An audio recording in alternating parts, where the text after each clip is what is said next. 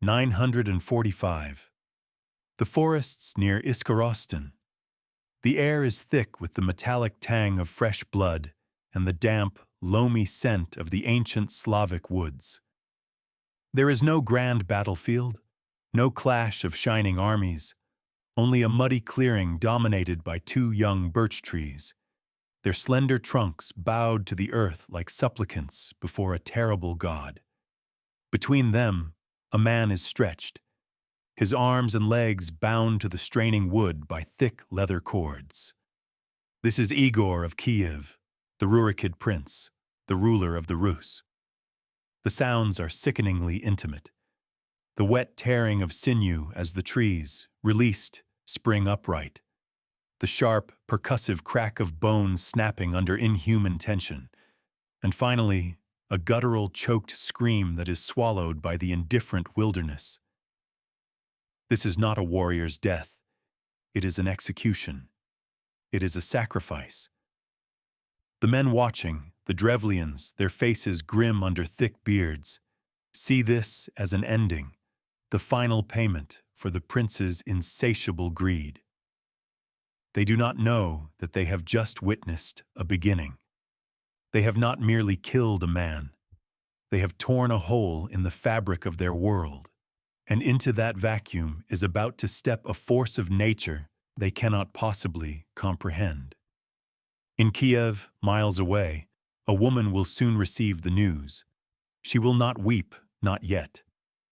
Instead, a cold, still clarity will descend upon her, the terrifying calm of a frozen river that hides a crushing current beneath. The death of her husband is not just a personal tragedy. It is a declaration of war against her son's future, against the fragile entity called the Rus, and against her own right to exist. The Drevlians believe they have slain a wolf, but they have just awakened a dragon. This is the saga of that woman, Olga of Kiev, the regent who would become a saint, the avenger who would be called equal to the apostles. Her story is a chilling paradox, a narrative written in blood and holy water, a testament to a will so absolute it could hold a nascent empire together with one hand, while orchestrating a symphony of slaughter with the other. To understand this woman, we must confront the central, burning question that echoes through the centuries. How could a figure later venerated by the Orthodox Church, a pillar of faith and a vessel of divine grace, unleash a revenge so meticulous, so theatrical, and so breathtakingly cruel? Was her piety a mask for a politician's ruthlessness, or was her savagery a necessary crucible? The pagan fire required to forge a Christian state. This was not the chaotic rage of a grieving widow. Each of her 4 vengeances was a deliberate act of political theater, a calculated lesson in power for a world that understood only strength. She turned a boat full of ambassadors into a mass grave, a bathhouse into a crematorium, a funeral feast into a killing field, and an entire city into a funeral pyre, using birds as her instruments of fiery judgment.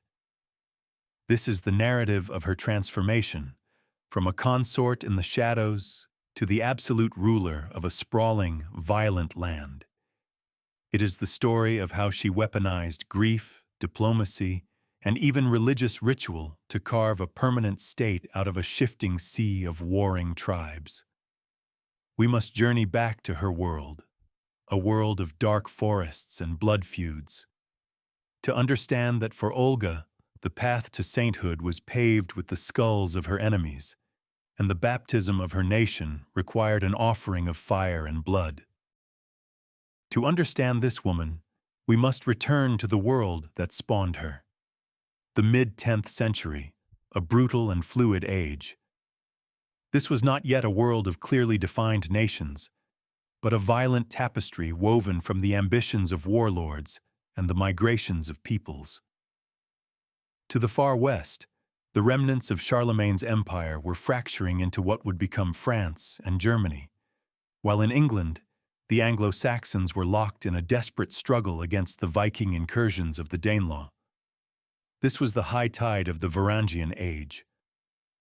From their Scandinavian homelands, Norsemen in their longships poured down the great rivers of Eastern Europe, carving out trade routes and kingdoms.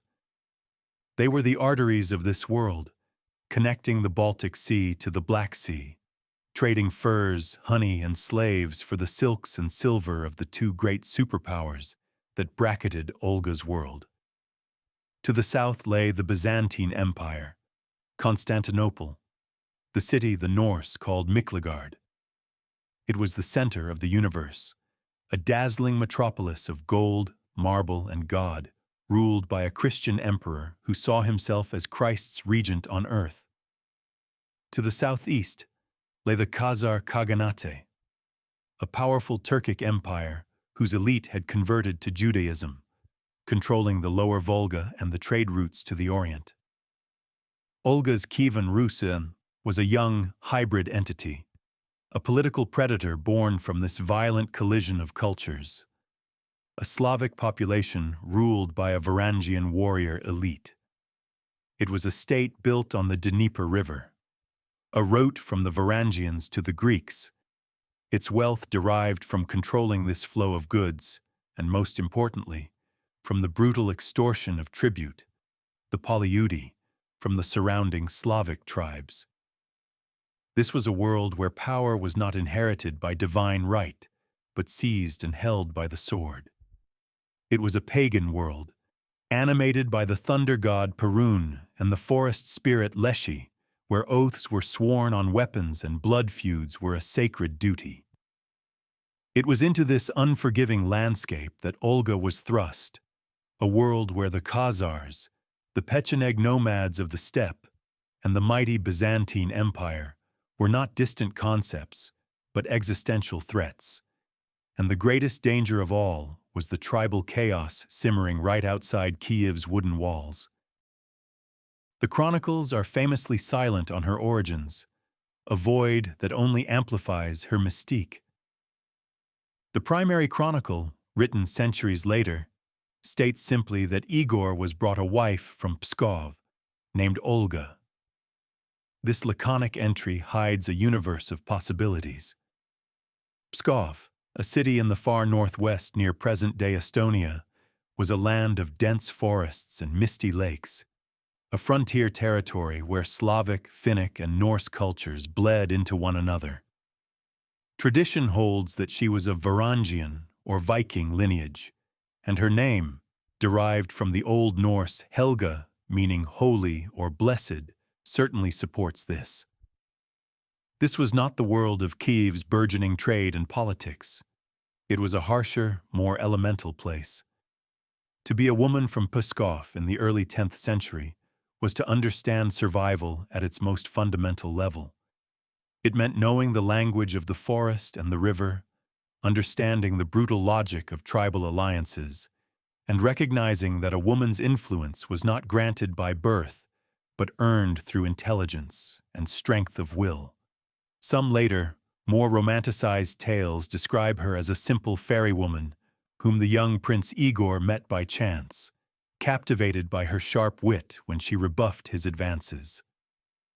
While likely apocryphal, this legend hints at a core truth. Her primary weapon was always her mind. She was not born a princess. She was forged in a world that demanded cunning. This northern upbringing would have instilled in her a pragmatism, a patience, and a cold fury that the more established elites of Kiev, accustomed to their power, might have underestimated. She was an outsider, a woman from the periphery brought to the center of power, and such a position breeds a unique kind of observer, one who sees the weaknesses and pretensions of the court with an unsparing eye.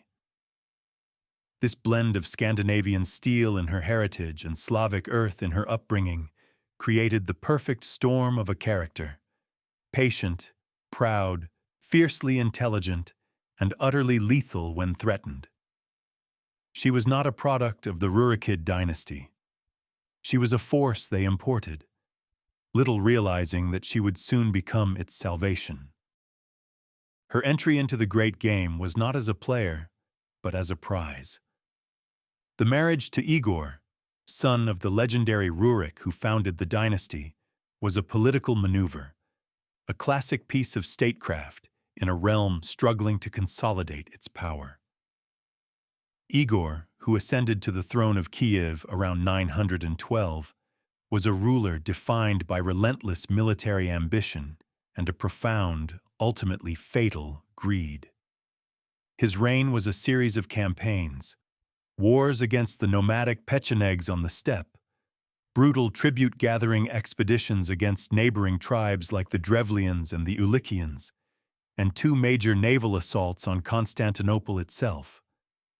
The first, in 941, was a catastrophic failure, his fleet incinerated by the terrifying Byzantine Greek fire. The second, in 944, ended in a treaty, a testament to his persistence, if not his military genius.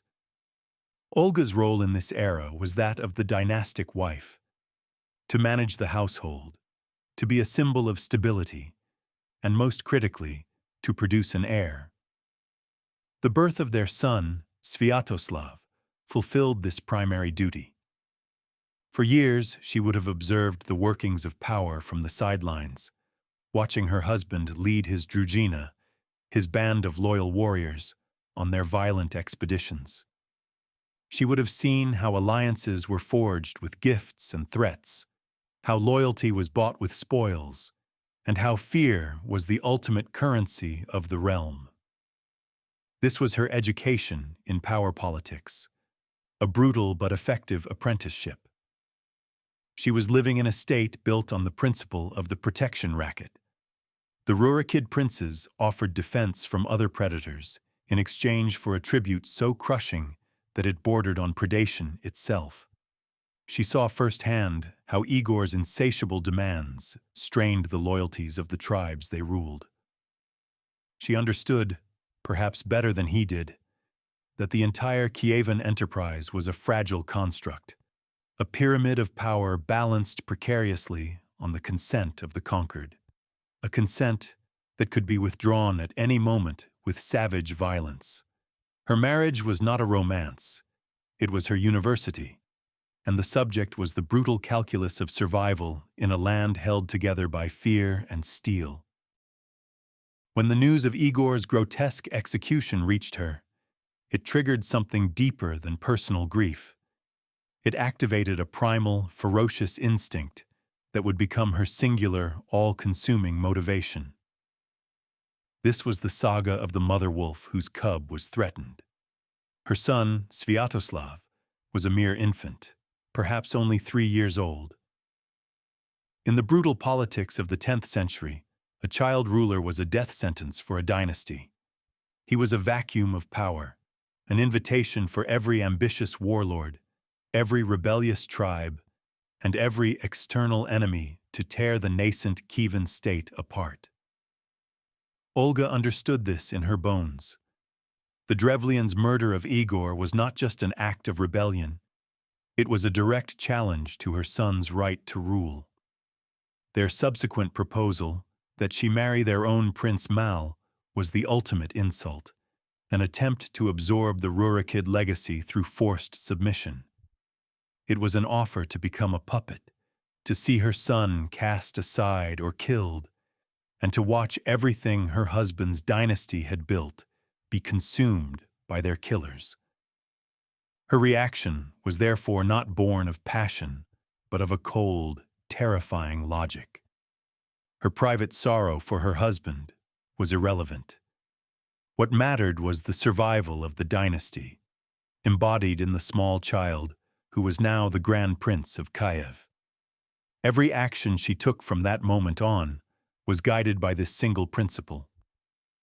She would protect her son's inheritance at any cost. This transformed her from a grieving widow into the living embodiment of the state's will to survive. She was no longer just Olga. She was the regency, the guardian of the Rurikid bloodline. This secret motivation, This sacred maternal duty gave her the moral and psychological fortitude to plan and execute a revenge so disproportionate that it would burn itself into the memory of her people forever. She was not just avenging a husband. She was cauterizing a wound, eliminating a threat, and sending an unmistakable message to the entire world. The House of Rurik had a protector, and she was more terrible than any prince. In the immediate aftermath of Igor's death, as the fragile structure of the Kievan state teetered on the brink of collapse, Olga was not alone. She made a fateful turn to the one group whose loyalty was absolute and whose profession was violence: the Varangian Guard, the elite Norse warriors who formed the core of the Kievan army. This was her most crucial encounter, the alliance that provided the steel for her iron will. At the heart of this group was the figure of Sveneld, a powerful and wealthy Varangian voivode, or warlord, who had served alongside Igor. According to some chronicles, it was Sveneld's own greedy warriors who had incited Igor to return to the Drevlians for a second tribute, the act that directly led to his death. This placed Sveneld in a precarious position. He was potentially tainted by the disaster, yet he was also the most powerful military commander left in Kiev. Olga, in a stroke of political genius, did not blame him, but instead co-opted him. She understood that the Druzhina was a mercenary brotherhood, loyal not to an abstract state, but to a leader who could guarantee them glory, and more importantly, treasure. She presented them with a choice: either watch the kingdom dissolve into chaos, losing their privileged status and wealth, or rally around her and the infant Sviatoslav and be rewarded beyond their wildest dreams. She offered them a clear, intoxicating mission: not a war of conquest, but a sacred duty of revenge that would also be immensely profitable. She met with Sveneld and the other Norse captains, her face a mask of cold resolve, speaking to them not as a weeping widow, but as a warlord in her own right.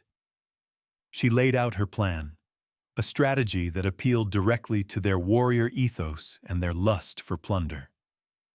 They saw in her not weakness, but a terrifying strength and a clarity of purpose that promised victory.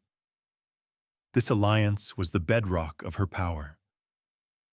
These hardened mercenaries, men who lived and died by the sword, became the instruments of her will, the executors of her intricate and brutal plans.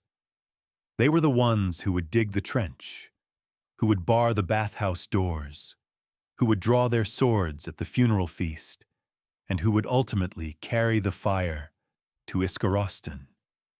Olga provided the mind. The Varangian Guard provided the muscle and the blade. The first act of Olga's chilling revenge play began when the Drevlians, arrogant in their success, sent 20 of their best men to Kiev by boat. They were matchmakers, arriving with a formal proposal that Olga discard her dead husband and marry their ruler, Prince Mal.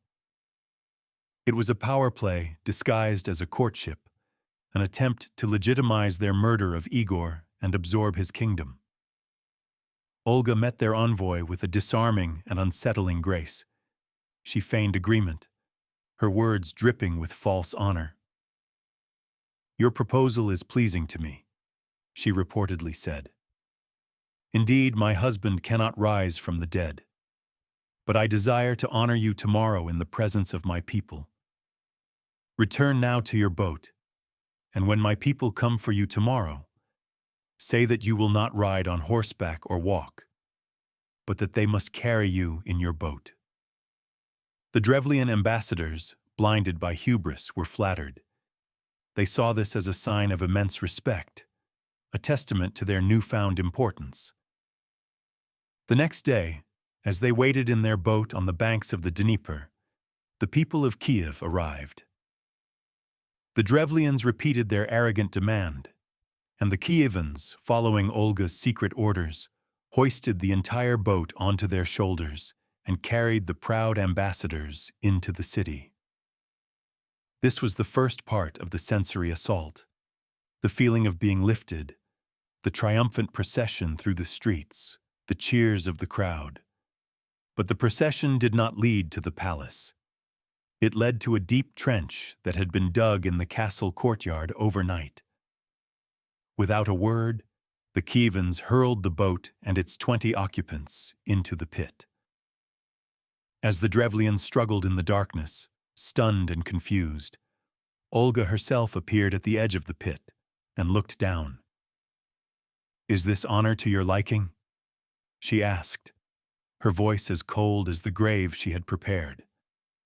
Before they could answer, she gave a single command, and her soldiers began to shovel earth, burying the ambassadors alive. The sensory experience shifted from triumph to terror.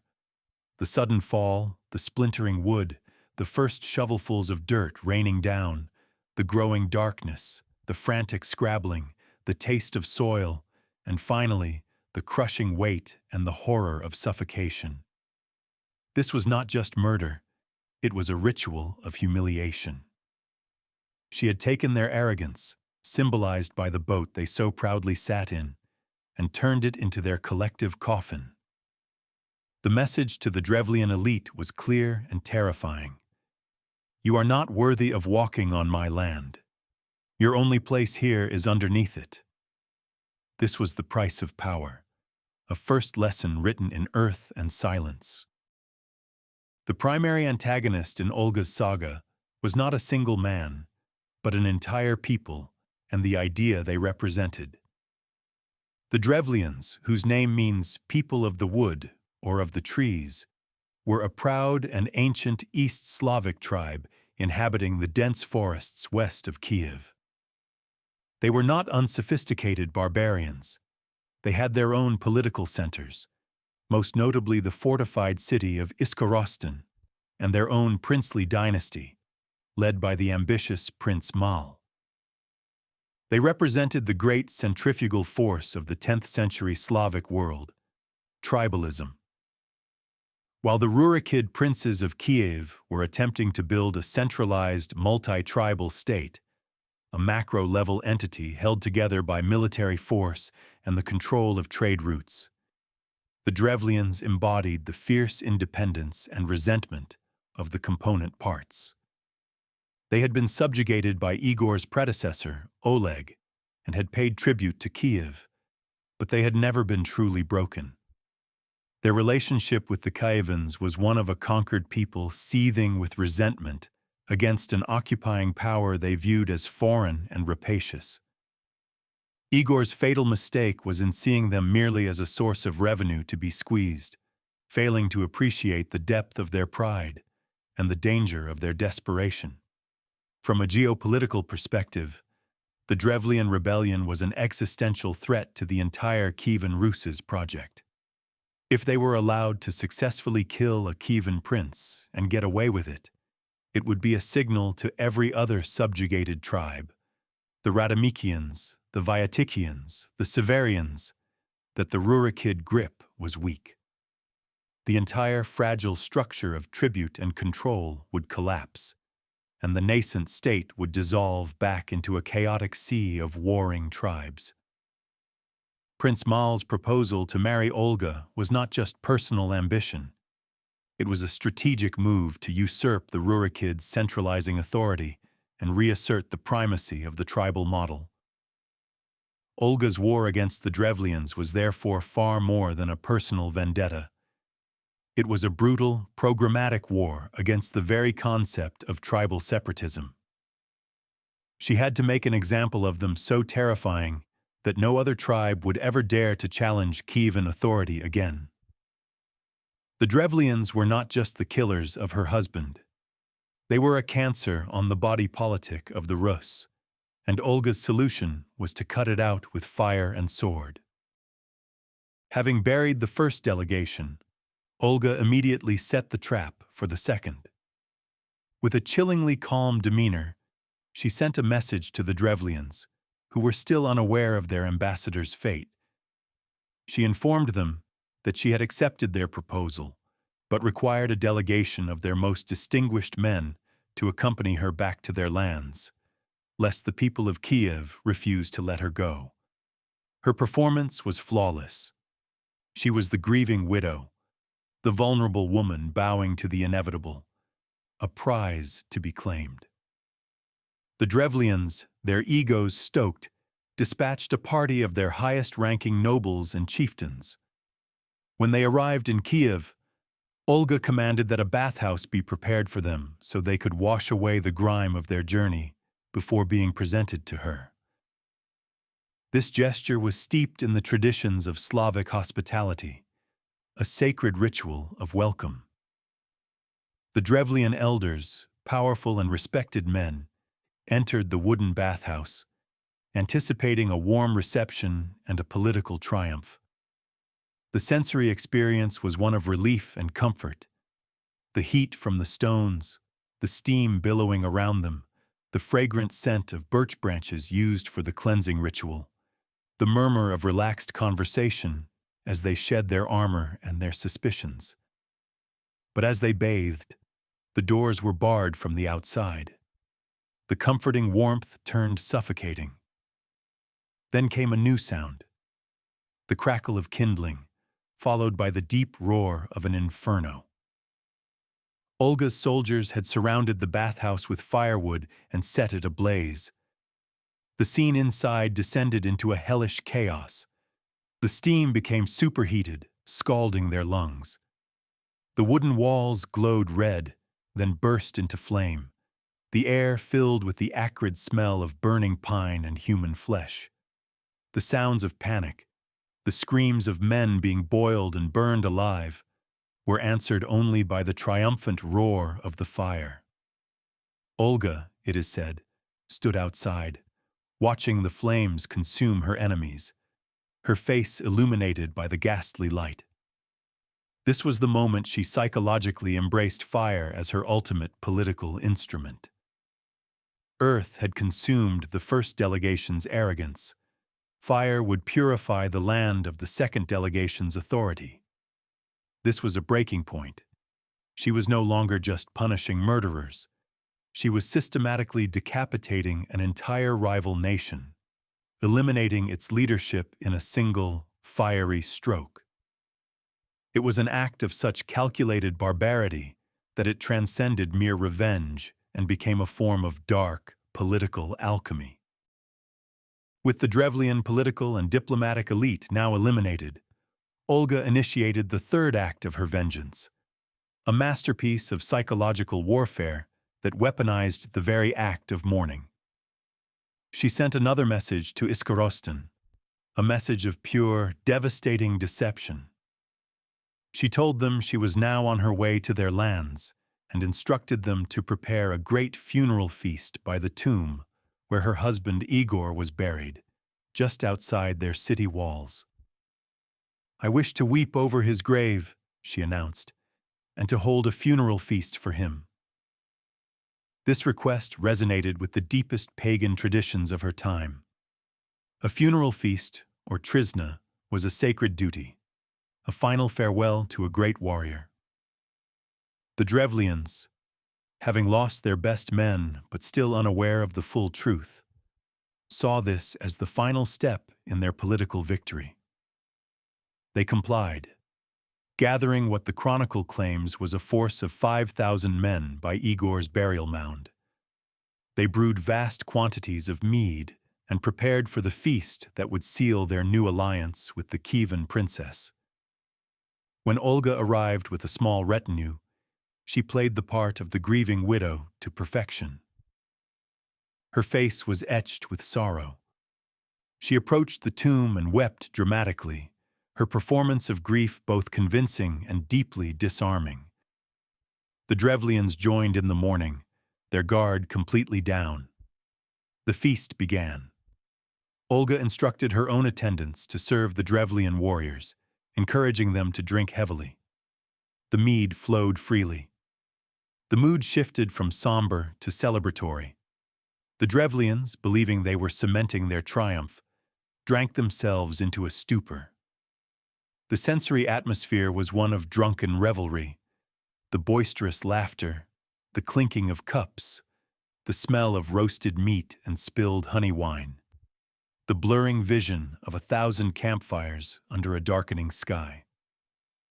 And all the while, Olga watched, her mind clear and cold.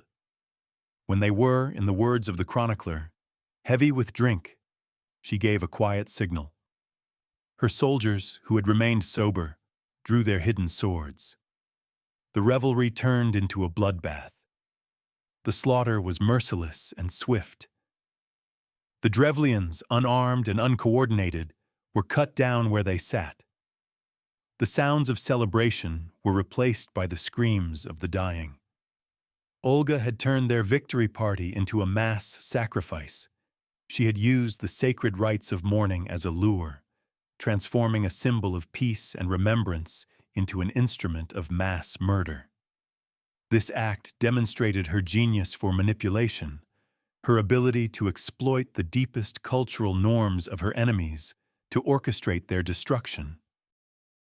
The final act of vengeance was the climax, the apotheosis of Olga's strategic and psychological genius. Having massacred 5,000 Drevlian soldiers, she marched her main army to their capital, Iskorostan, and laid siege to it.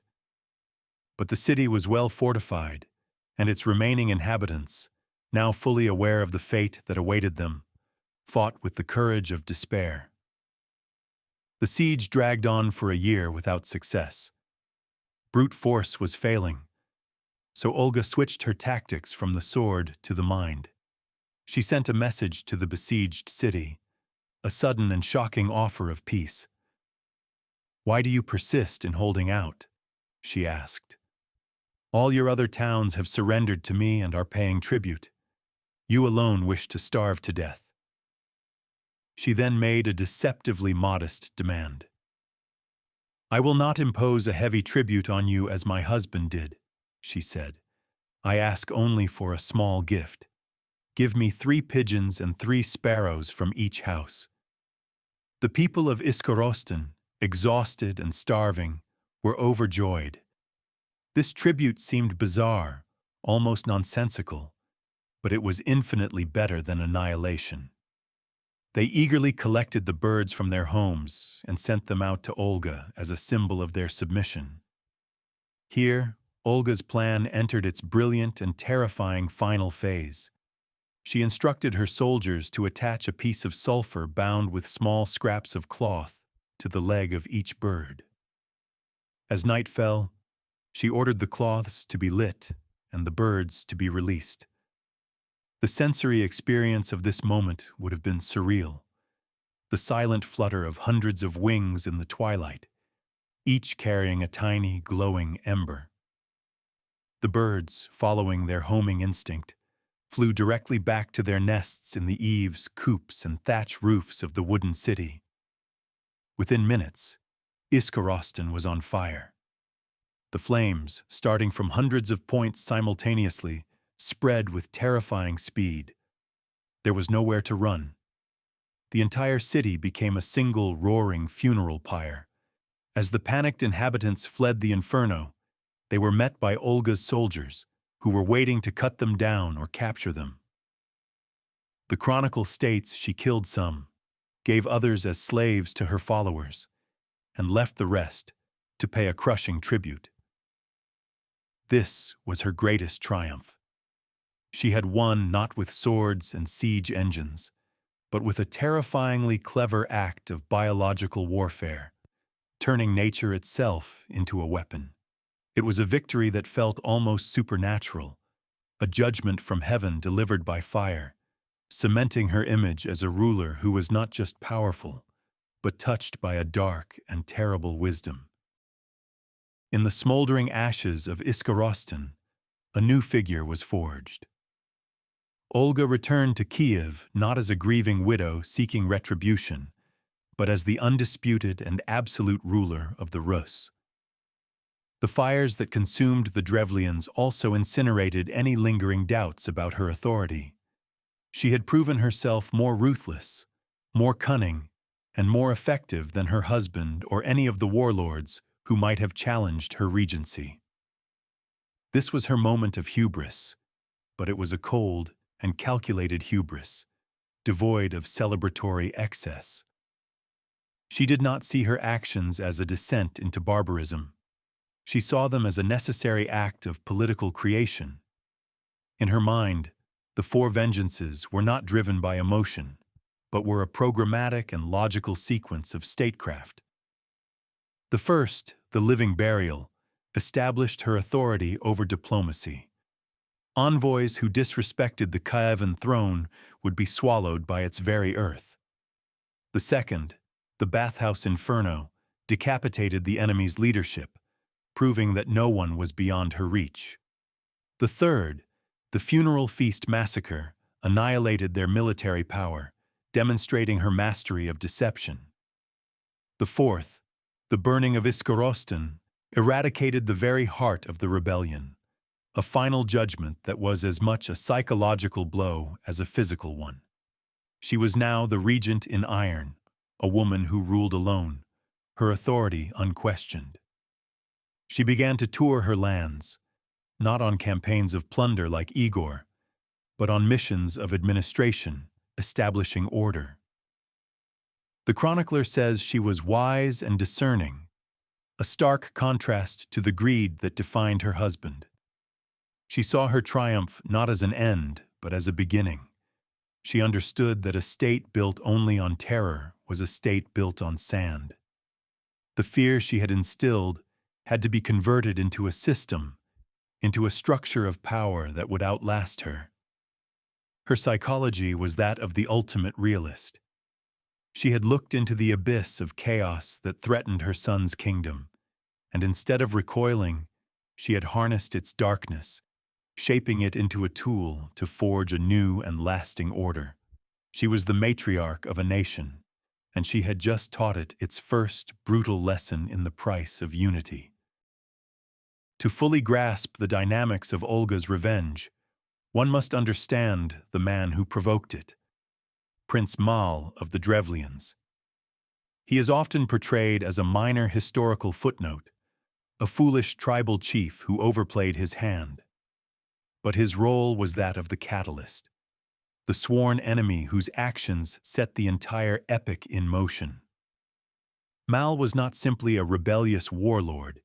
He was the head of a rival dynasty with its own claims to legitimacy and territory. From his perspective, the Rurikids of Kiev were foreign usurpers, Norse opportunists who had imposed their rule over the native Slavic tribes through violence. The tribute demanded by Igor was not a tax for protection, but simple extortion, a bleeding of Drevlian resources to enrich a Kievan elite.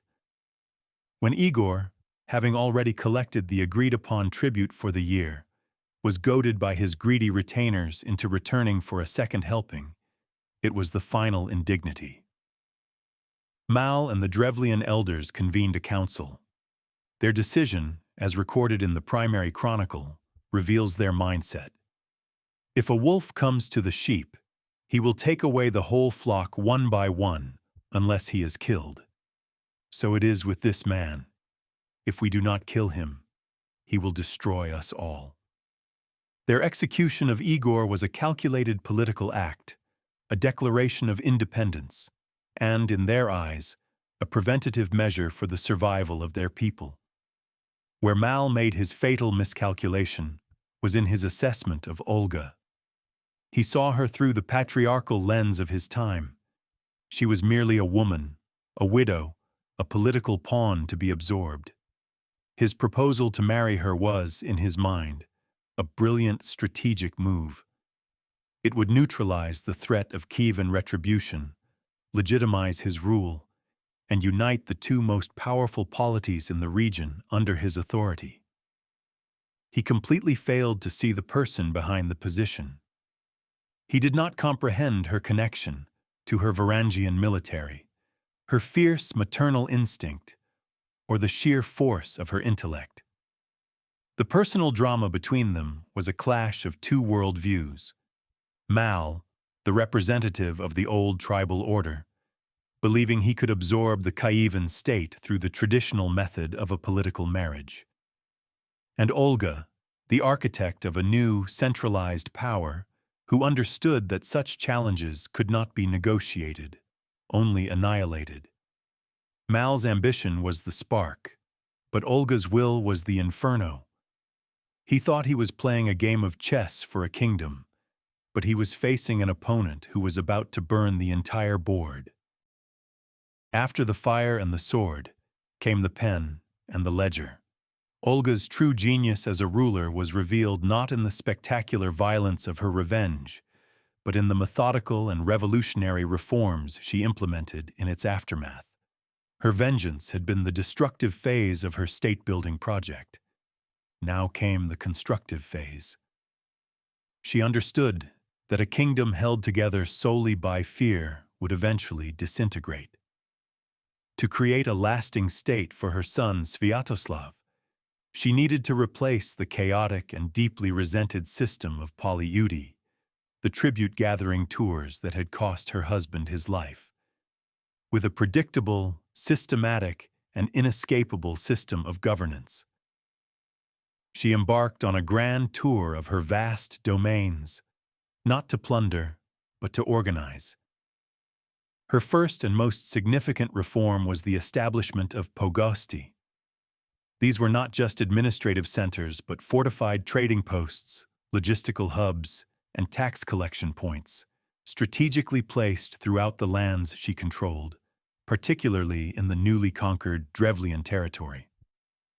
Each pogost was a physical manifestation of Kievan authority, a permanent presence where previously the prince's power was only felt during a brief, violent visit.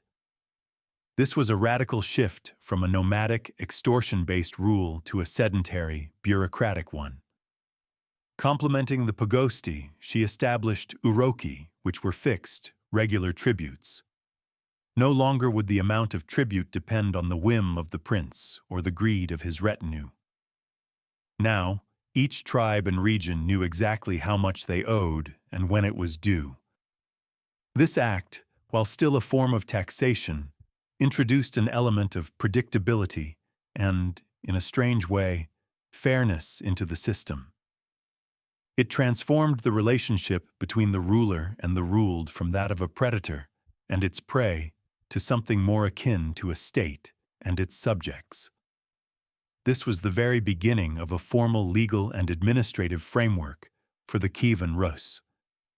She was building the skeleton of a modern state, creating the infrastructure that would allow for the efficient collection of resources, the administration of justice, and the projection of power. She was turning a patchwork of conquered tribes into a coherent political and economic entity. The ashes of Iskorostan became the foundation for the first budget and tax code of the Rus. While Olga was meticulously constructing the machinery of the state, she was also raising its future master, her son, Sviatoslav.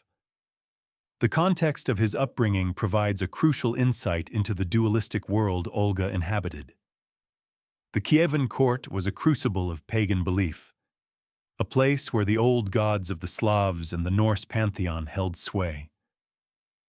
The supreme deity was Perun, the god of thunder and war, whose idols stood on the hills overlooking Kiev. Oaths were sworn on his name, and his favor was sought before every battle. Below him were gods like Veles, the horned god of the underworld, cattle and wealth, and Mokosh, the great mother goddess of the earth. This was a world animated by spirits of the forest, Leshi, the water, Vodyanoi, and the household, Domovoi. It was a faith that sanctified the warrior's code of honor, courage, and loyalty to one's chieftain. Olga, as regent, would have presided over the rituals and sacrifices made to these gods, even as a different spiritual path may have been stirring within her. It was in this environment that she raised Sviatoslav, and he became its perfect product. He grew into the archetypal Varangian warrior prince, a man who, according to the chronicler, trod lightly as a leopard and spent more of his life on campaign than in his own capital. He cared nothing for the comforts of Kiev, preferring to sleep on a horse blanket with a saddle for a pillow in the field with his soldiers. He was a pure pagan wolf, a man of the sword, contemptuous of the new Christian faith his mother would eventually embrace. Olga's relationship with her son was complex. She secured his throne with a ruthlessness he could understand and admire, yet she was moving toward a future he would completely reject. While she was laying the administrative foundations of a settled kingdom, he dreamed only of conquest and the endless steppe. She was the architect, building the house. He was the warrior, guarding its walls and expanding its frontiers. This generational and ideological divide highlights the transitionary nature of the era. Olga stood with one foot in the pagan, tribal world of her past, using its violent language to secure power, while her other foot was stepping toward a new Christian and European future. Sviatoslav, meanwhile, was the glorious, brutal culmination of the old way, a magnificent anachronism even in his own time. In the years of her regency, as Olga solidified her control and organized her state, she must have come to a profound and unsettling realization. The state she had so brutally forged was built on a foundation of sand. Its ideology was paganism, a loose collection of tribal beliefs that, while powerful, was ultimately a force for disunity. Each tribe had its own local deities and customs, and the pantheon led by Perun in Kiev was an imposed, rather than an organic, unifying faith. More critically, her pagan Rus was an outsider in the grand geopolitical game of the 10th century. To the south, the Byzantine Empire represented a completely different model of power. A universal religion in Orthodox Christianity, a sophisticated bureaucracy, a codified legal system, and a divine emperor. To the west, the nascent kingdoms of Europe were also embracing Christianity, creating a powerful, interconnected Christian commonwealth. Even the Khazars to the southeast had adopted a monotheistic faith. Olga, the ultimate political realist, understood that for the Kievan Ruses to survive and be treated as an equal by these great powers, it needed to join their club. It needed a universalist ideology that could transcend tribal loyalties and a divine patron more powerful than the thunder god on the hill. The call of Constantinople was not just a spiritual whisper. It was a deafening political siren song. Adopting Christianity would bring with it a written language, Old Church Slavonic, a legal framework based on Roman and Byzantine law, and most importantly, a powerful political alliance with the wealthiest and most prestigious empire in the world. It was a way to legitimize the Rurikid dynasty, not just in the eyes of their own people, but on the international stage. The wooden idols of Perun could secure victory in a tribal war, but only the Christian god of the emperor could offer a permanent place in the civilized world. This realization was the harbinger of a new storm, a decision that would represent her boldest and most consequential act of statecraft, far surpassing even her fiery revenge. This new understanding prompted the most fateful act of Olga's reign, her journey to the heart of Orthodox Christendom, the great city of Constantinople. In the year 957, she led a large delegation down the Dnieper and across the Black Sea, not with a fleet of warships as her husband had, but as a petitioner and a diplomat. This was a calculated and radical shift in strategy. Igor had tried to take the city's wealth by force and failed. Olga would now attempt to acquire its greatest treasure, its faith and political legitimacy, through cunning and humility. The sensory experience of her arrival would have been overwhelming. After the vast, empty plains of the steppe and the wooden forts of the Rus, Constantinople was another world. It was a city of 1 million people, defended by the colossal Theodosian walls. Inside were marble forums, towering aqueducts, and the breathtaking dome of the Hagia Sophia, the Church of Holy Wisdom, which seemed to float, suspended from heaven by a golden chain. The air would have been thick with the smells of sea salt, exotic spices, and incense. The sounds would have been a cacophony of languages from across the known world, the chanting of priests, and the commerce of a global empire. This journey was an immense political risk. She was leaving her realm, ruled by her now adult but still restless son Sviatoslav, to place herself at the mercy of the Byzantine emperor, Constantine VII. Porphyrogenitus, a scholar and a master of courtly intrigue. She came seeking baptism, an act that was both deeply personal and profoundly political. It was her entry into a new spiritual world and her state's entry into a new geopolitical alliance. She understood that in the intricate dance of Byzantine diplomacy, every gesture, every ceremony, every word was laden with meaning. She was a barbarian princess, entering the most sophisticated court on earth, but she was not overawed. She was there to negotiate, to observe, and to secure a prize that would transform her nation forever. This was not a surrender. It was a strategic invasion of a different kind. The climax of Olga's journey was not a battle, but a subtle and brilliant duel of wits with the Byzantine emperor himself, Constantine VII. The emperor's own book, De Ceremoniis, records in meticulous detail the elaborate court rituals that surrounded Olga's reception. She was received in the grand throne room, a hall designed to intimidate foreign dignitaries with its roaring golden lions and singing mechanical birds. Constantine, seeing this powerful and intelligent pagan queen before him, was captivated. According to the primary chronicle, he was struck by her wisdom and beauty and declared his intention to marry her. This was the moment Olga had anticipated, the trap she was ready to spring.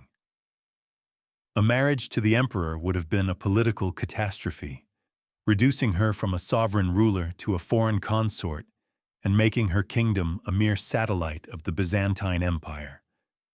With masterful poise, she deflected his proposal. "I am a pagan," she said. "If you desire to baptize me, then baptize me yourself. Otherwise, I will not be baptized." The emperor, flattered and seeing this as a step toward his goal, agreed. He personally stood as her godfather in the solemn and beautiful ceremony of baptism, where she took the Christian name of his own sainted mother, Helena. The sensory experience was profound.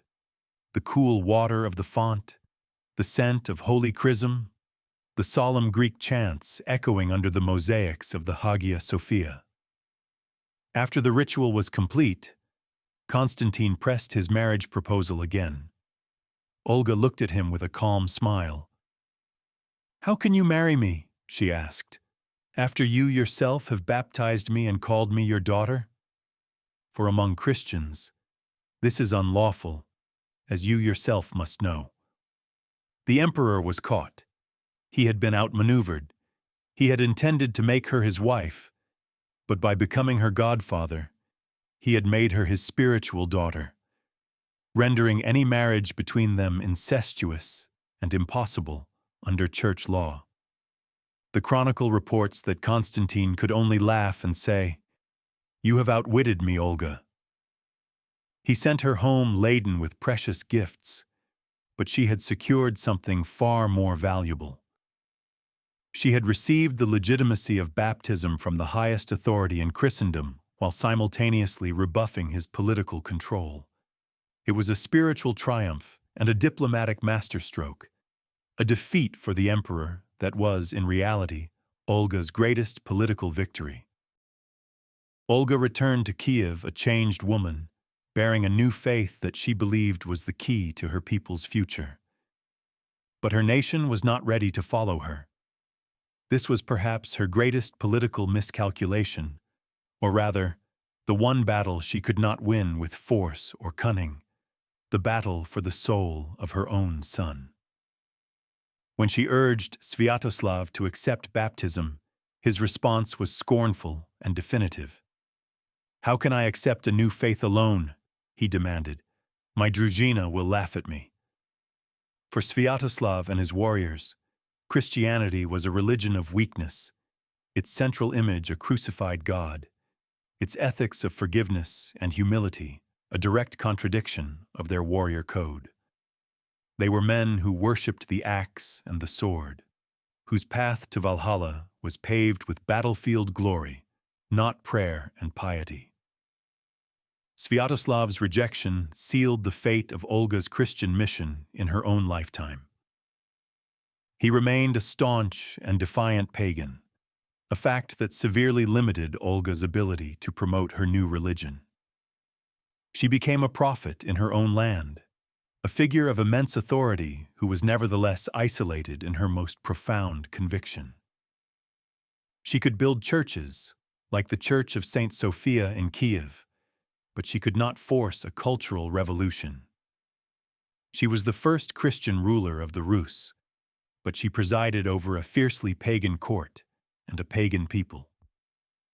This period of her life must have been one of profound loneliness. She had brought back the light of a new civilization, but her own people, including the son for whom she had sacrificed everything, preferred the familiar darkness of their ancestral beliefs. She had successfully navigated the treacherous politics of her own world and outwitted the most powerful emperor on earth, but she could not command the spiritual allegiance of her own child. This was her final, personal cross to bear. She had secured the kingdom's body, but she would have to wait for her grandson, Vladimir, to ultimately secure its soul. Her last years were spent as a respected but solitary figure, the Christian matriarch of a pagan dynasty, a seed of the future planted in a soil that was not yet ready to let it grow. Despite her spiritual isolation, Olga's authority as a stateswoman and military strategist remained undiminished to the very end. Her final great act came in the year 968, a moment that proved her indispensability to the state she had built. Her son, Sviatoslav, the perpetual warrior, was away on one of his beloved foreign campaigns, fighting the Bulgarians on the Danube, hundreds of miles from his capital.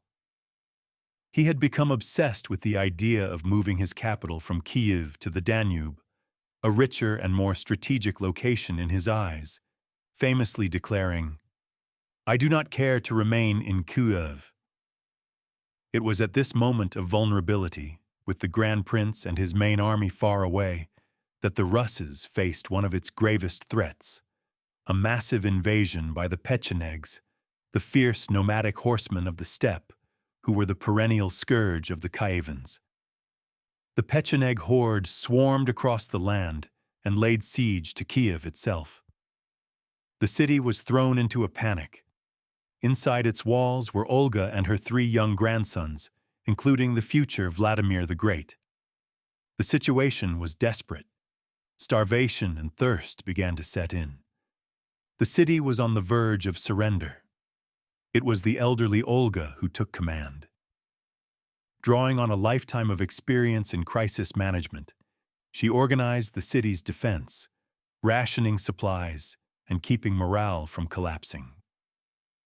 The chronicler tells a dramatic story of how a Kievan youth, fluent in the Pecheneg language, managed to sneak through the enemy lines by pretending to search for a lost horse, reaching the Dnieper River and swimming across to warn a small Kievan army on the other side. A Kievan general named Pretich then used a brilliant deception, leading his small force in boats to the city, blowing their trumpets loudly. The Pechenegs, believing Sviatoslav's main army had returned, lifted the siege and fled. When Sviatoslav finally did return, shamed into it by the pleas of his people, Olga confronted him.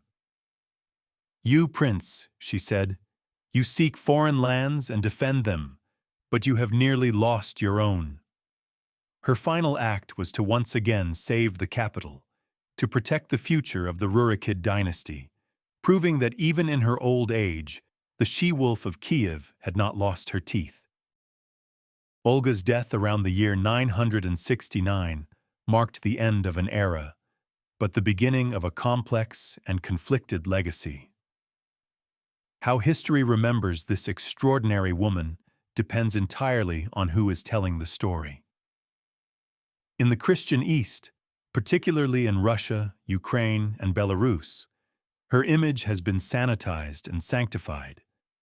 The Orthodox Church canonized her in the 13th century, granting her the title Is Apostolos, equal to the Apostles, a rank shared by only a handful of saints, including Constantine the Great. In this interpretation, she is the revered matriarch of Holy Rus, the spiritual godmother of the nation. Her brutal acts of vengeance are either downplayed, ignored, or framed as the righteous, Old Testament-style wrath of God's chosen instrument, a necessary evil to punish godless pagans and forge a unified state worthy of receiving the true faith. Her journey to Constantinople and her baptism are presented as the central, defining acts of her life, the moment she turned from darkness to light. She is the harbinger of the dawn, the woman who prepared the way for her grandson Vladimir's official Christianization of the Rus in 988. Conversely, in Western historiography, where she is a much more obscure figure, her story, when told, often focuses more on the sensational and savage nature of her revenge. She appears as a quintessential barbarian queen, a ruthless Viking shield maiden whose later conversion seems a strange and contradictory postscript to a life of bloodshed. This creates the central conflict of her interpretation. Was she a saint who was once a sinner, or was she a ruthless politician who used religion as a tool of statecraft? Was she the she-wolf who disguised herself in saint's clothing, or was the savagery merely the harsh shell that protected the seed of future faith? The truth, of course, lies not in choosing one over the other, but in accepting the terrifying synthesis of both. She was both, inextricably. The she-wolf and the saint were not two different women, but two faces of the same singular, indomitable will. We are now left to solve the central paradox, to answer the core question. Why did a future saint take revenge with such spectacular cruelty? The answer is that her cruelty was not a contradiction of her future faith, but its grim and necessary precondition. Olga's world did not understand forgiveness, negotiation, or nuanced diplomacy. It understood fire. It understood fear. It understood absolute, overwhelming force. To secure the throne for her 3-year-old son and to prevent the Kievan state from shattering into 100 warring tribes, she had to speak the only language her enemies would respect. The living burial of the ambassadors was a message to all future envoys. Your lives are in my hands. The bathhouse inferno was a message to all rival elites. Your authority is an illusion that I can burn away. The funeral feast massacre was a message to all armies. Your strength is nothing before my cunning. And the fiery immolation of Iskarostan was a message to the world. This is the price of defiance. This was a bloody and brutal baptism for the nation itself. She was forcing the scattered, rebellious Slavic tribes to die to their old identities and be reborn as subjects of a single, unified state. The Rus. Her vengeance was the act of political creation that made the later act of religious conversion possible.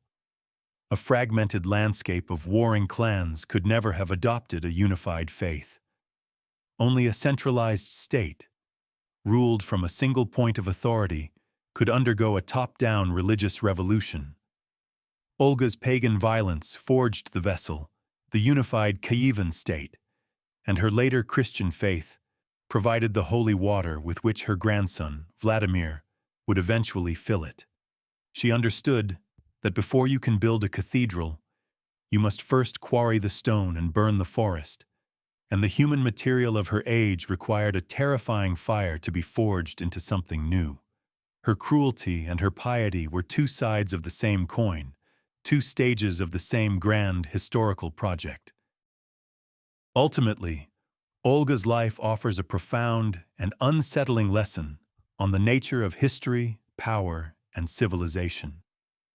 The verdict of history is that she was the true architect of Holy Ruses, a founder in a far more fundamental way than the male warriors like Rurik, or even her own grandson Vladimir. They were conquerors and converters, but she was the master builder who first laid the brutal, bloody, but absolutely essential foundation.